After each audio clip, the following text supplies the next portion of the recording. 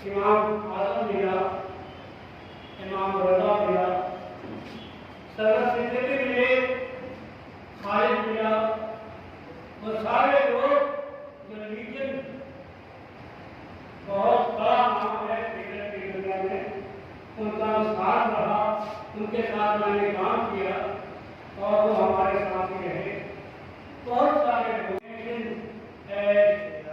अदाकार ग्रुप में सुधर मिले हमारे, बहुत सारे लोग इस दुनिया से चले गए, लेकिन नाम का सफर जारी है और रहेगा।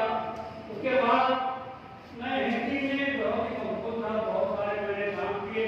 शायद ये हिंदुस्तान का ऐसा कोई शहर हो जहाँ जाकर के अपने ड्रामा नहीं खेला है, लेकिन जब मुझे एहसास हुआ कि हम हिंदी के लिए तो कर रहे हैं, लेकिन हम इस को जानते हैं कि हमारी मातृ जबान है, हम उसके लिए क्यों ना काम करें।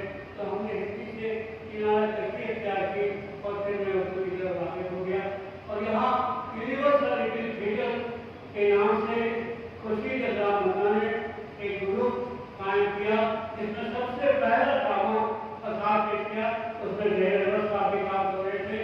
बंगाल का शहर सबसे पहले मैंने डायरेक्ट किया था, इनका इंसाफ मैंने डायरेक्ट किया, कमाल अहमद के 4 ड्रामे डायरेक्ट किए और पेश किए कलकत्ता ऐसी फिल्म के लिए।